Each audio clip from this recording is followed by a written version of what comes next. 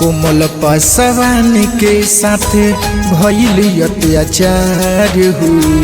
कोमल पासवान के साथ भइल अत्याचार हो। कवन पापी मार दिहलक ले गइल जान हो। कवन पापी मार दिहलस चल गइल जान हो। देखी ना रोवतारे पूरा परिवार हो। कोमल पासवान के साथ भइल अत्याचार हो। कवन पापी मार दिहलक चल गइल जान हो।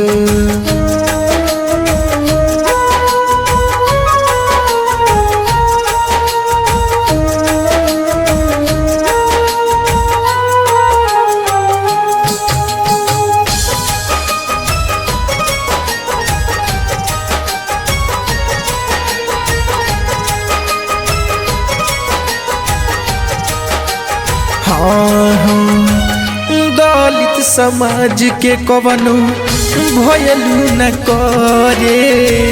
एही से बिहार में ये तना कांड रोज बढ़े। ए भैया इंसान होला हो तब कहे होता। सुनो दलित समाज के कवनो भयलू न करे। एही से बिहार में ये तना कांड रोज बढ़े। करे ना विरोध केहू करे ना विचार हो। करे ना विरोध केहू करे ना विचार हो। कोमल पासवान के साथ भइल अत्याचार हो। कोमल पासवान के साथ भइल अत्याचार हो।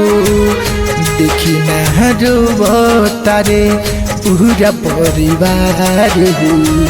कोमल पासवान के साथ भइल अत्याचार हो। कोमल पासवान के मरलक चल गइल जान हो।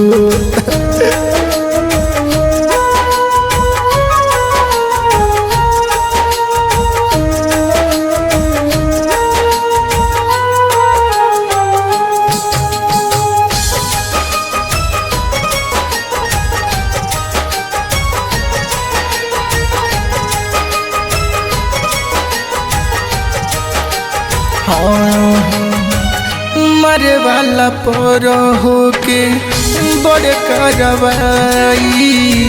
चुप रहला से कुछ होई नहीं भाई। ए भाई हमनी के चुपचाप रहत इसलिए से कांड बढ़ता। कदम से कदम मिलाई जान के बदला जान हो के चाहिए हो। मरे वाला पर हो के बड़े कार्रवाई। चुप रहला से कुछ होई नहीं भाई। कृष्णा के गुहार सुनी चिराग पासवान हो। कृष्णा के गुहार सुनी नीतीश सरकार हो। कोमल पासवान के साथ भइल अत्याचार हो। कोमल पासवान के साथ भइल अत्याचार हो। कवन पापी मरले बाटे ले लख जान हो। कोमल पासवान के साथ भइल अत्याचार हो।